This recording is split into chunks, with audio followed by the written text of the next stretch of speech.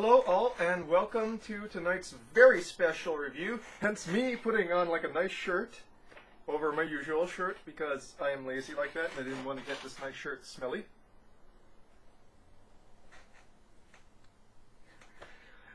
So, like I said, in previous video, we're going to be doing a vertical.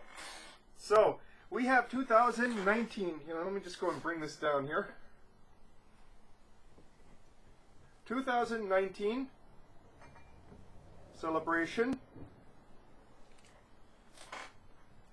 2018 celebration, and 2017 celebration.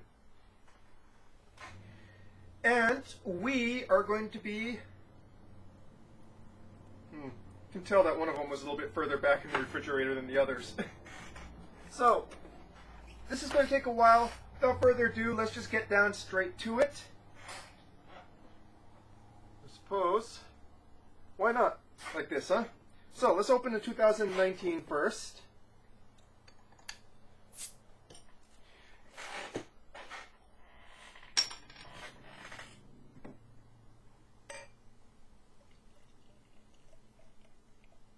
We're going to give these gentle pours because I don't want these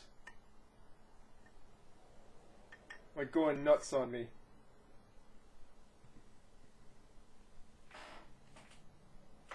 Refer to the previous review if you're kind of wondering about it.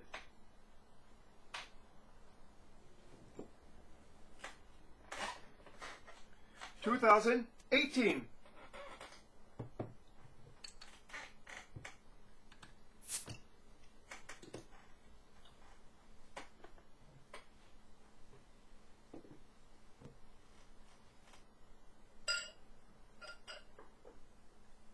Oh my goodness. Already you can tell the difference. Very much caramelized smell at this point. Malt forward now. Very honeyed malts. Head is also slightly darker, it seems. You can kind of see a difference here. Bringing it about. It's just ever so, I'm going to block this a little bit. It's ever so slightly darker, but still good resilience. So this is the 2018 here. Now, 2017. You can still smell the big hops in the 2019, the most recent one. Can't really smell any hops at all left in the 2018. Let's go and see 2017.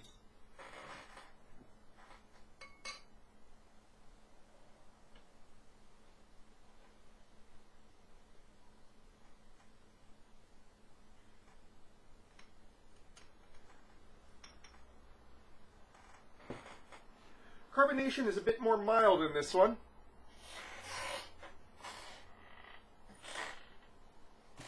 And again, as compared to the 2018, head on this one is slightly darker. So just almost a gradation. Also a gradation in carbonation, in that 2019 seems to be the most lively carbonated. And you can even kind of see it in the video here. 2017, and it looks much darker, but you can try to just see that's just because the way my light is angled. As you can see, the actual beverage coloration is not much different. So the actual beer coloration, not much different. Go and bring the lamp around here. I'm going to go and just grab the lamp for a second. You can kind of see coloration, not much difference there.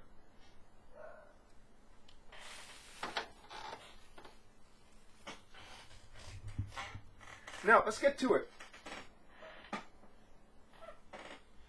Starting with the 2018.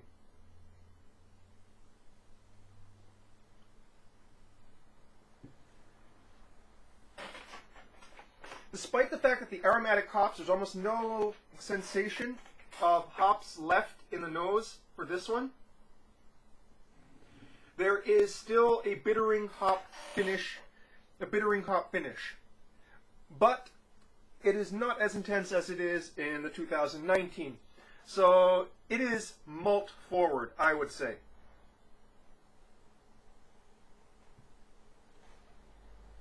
Sweet honeyed biscuits.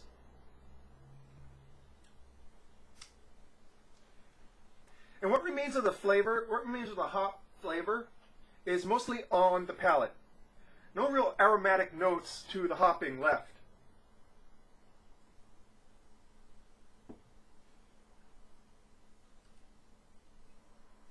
All in all, rich, smooth. It tastes a lot richer than the 2019. Going back to 2019.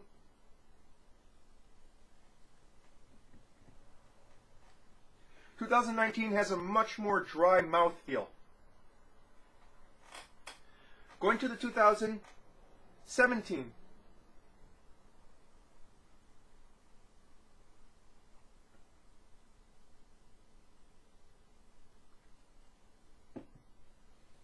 It's going to be a little bit of a difficulty telling the difference in between these two.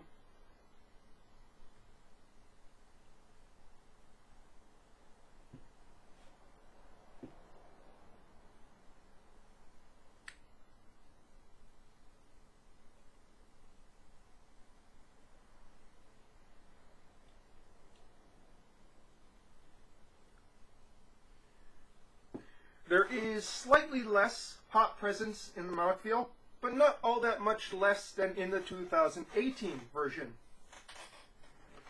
There's a feeling of slightly more caramelization to the malt flavor, which makes me wonder if the malt sugars have changed a little bit over the period of aging.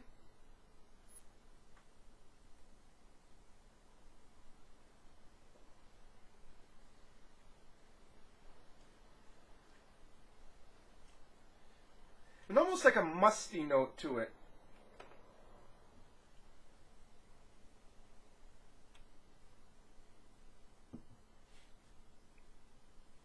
Whereas the 2018, there's a butteriness to it that is missing in the 2017.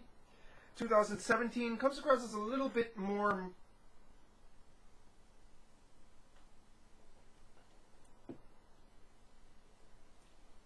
musty and sharp.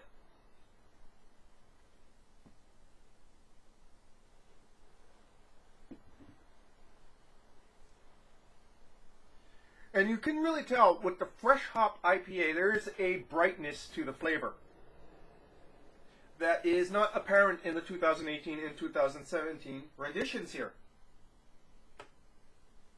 What is interesting too is you can kind of see the difference now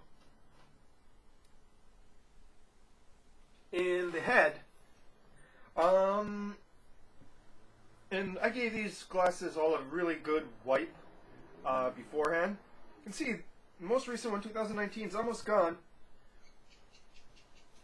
Whereas with this one, and I'm not sure if you can really see it, it's the head is like really contoured. There's like a texture to it, and coloration to it. And I'm going to see if I can get it. So you can kind of see it's almost like a chunky, hilly-like contour to the head that I haven't really ever seen before.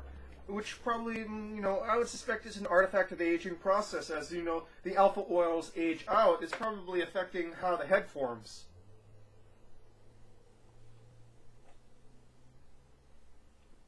Same in, there's this, just a really slight thing, not as big as in this one here. As you can see, it is just like, almost like there's a whipped cream on top of it.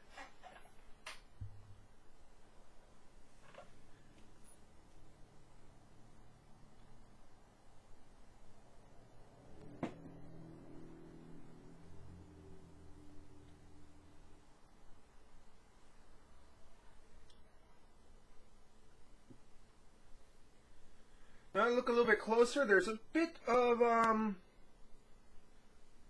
cloudiness, chunkiness to the 2017. And it's just slightly cloudy with the 2018. Whereas with the 2019, pretty clear. Just a slight haze to it. Might be just a slight perceptible haze.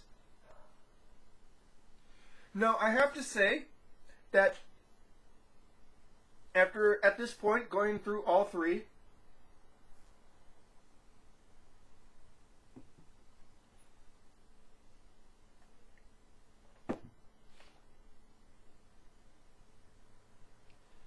that the 2018, letting it age a year and having that sort of aromatic hop sort of age out, you are left with a very interesting malt base, very interesting hopping there, without any sort of off notes. Like I said, 2017 has a little bit of musty off notes to it.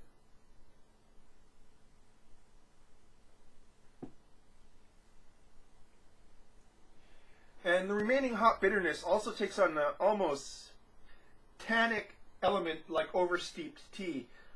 Very reminiscent of oversteeped tea.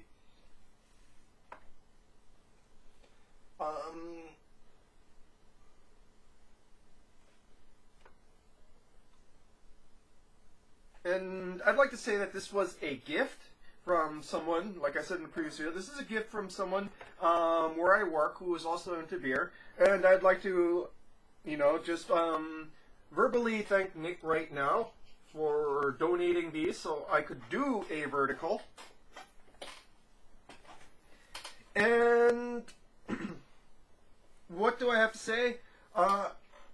Well, Nick really likes traditional ales, traditional British style ales, traditional German style lagers. None of these really out there ones with the exotic yeasts or sours or ridiculously high ABVs. He likes it pretty trad, and so he likes to age his celebrations so that it takes on this sort of traditional English pub ale aspect to it, albeit at a much higher gravity and ABV than your traditional English pub ale. Excuse me. And yes, I have to say, it does sort of take on, especially 2018, it does sort of take on that malt-forward aspect of ESB. If you went and dialed up a ESB, taste and profile and body and everything up that notch. The 2017 though, it just, I'm even starting to see it here. Not sure that you can see it there. But there's like some discoloration to the head too. That chunkiness is starting to take on a discolored brown note that's kind of off-putting. So yeah, definitely go and give your celebration, go and put aside a 6-serve celebration, go and put aside a couple bottles of this year's celebration and try it a year later around Christmas, and you'll definitely go and find something very unique and very different and see how it evolved over time. I don't advise doing it past 2017. You end up with pretty much the same thing, only with what I assume would be age notes to it that kind of show as past aging. And it's very interesting. I'm very happy to have done this sort of vertical here. I'm going to go and look forward to the Bigfoot barley wine. This is like a nice dry one for the Bigfoot barley wine. And I still got like 2 more bottles. I'm going to go and put aside one of this year's 2019 celebration to compare. Do another vertical, this time 4-bottle vertical, because I'm a raging alcoholic. Yeah, just kidding, just kidding, just kidding, just kidding, just kidding. Me being funny.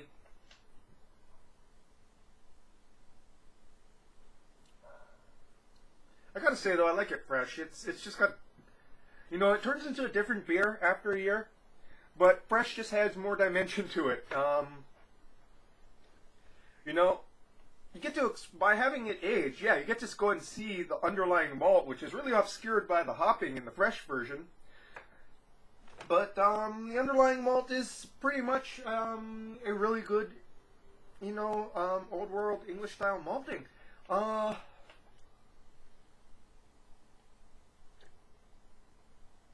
Buttery and kind of caramelized.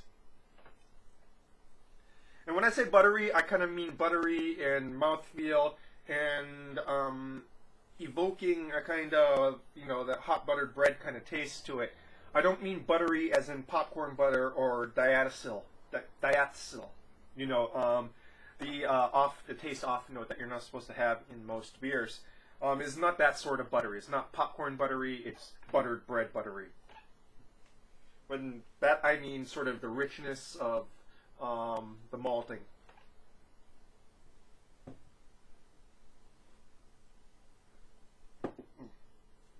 As it warms up, the 2017 is kind of becoming difficult to drink. That off taste that rises in the front to mids is just kind of expanding, and it just slaps you in the face right in the mid palate before running away in the finish. And I gotta say, I'm pretty much probably just going to chug it because I'm not going to go and drain pour something that was a gift. 2018, really enjoyable. 2019, if you had Celebration before, well, you already know what it is. Again, I'd like to thank Nick for the opportunity to go and do this vertical. And yes, I'd like to confirm that aging Celebration kind of brings out this wonderful English ale of a sorts. Aging it too long, on the other hand, well, it's just not strong enough to go the long haul, I think. I think the ABV and gravity is just not strong enough to go that really long haul. And you'd be hard-pressed to kind of go and find beers that could really handle a long haul that are, excuse me, that are under about 8.5, 9.0 ABV. Just because the amount of alcohol it takes to kind of preserve things, preserve flavor profiles. Okay. Well, folks, that's your vertical for this night. Oh, excuse me. Boy, I just drank like over 12 ounces of beer in a 15-minute span, so it's like... And yeah, let's go and just take one final look at this before I go and sign off. In fact, let's sign off with it here.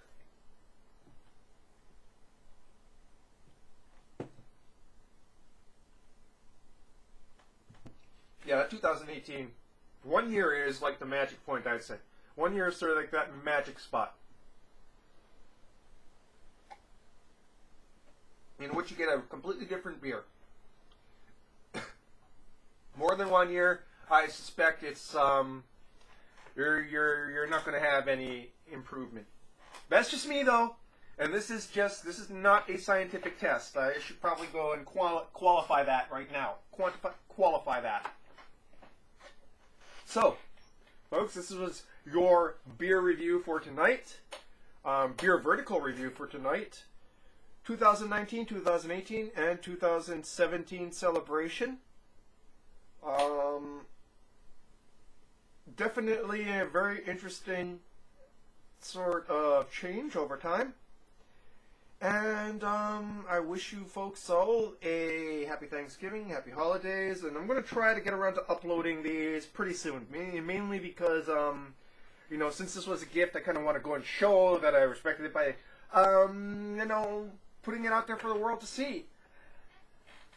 Because I haven't seen too many vertical reviews over the years, aging reviews of beers. That's your beer review for tonight, folks. I've rambled on for 20 minutes. Cheers.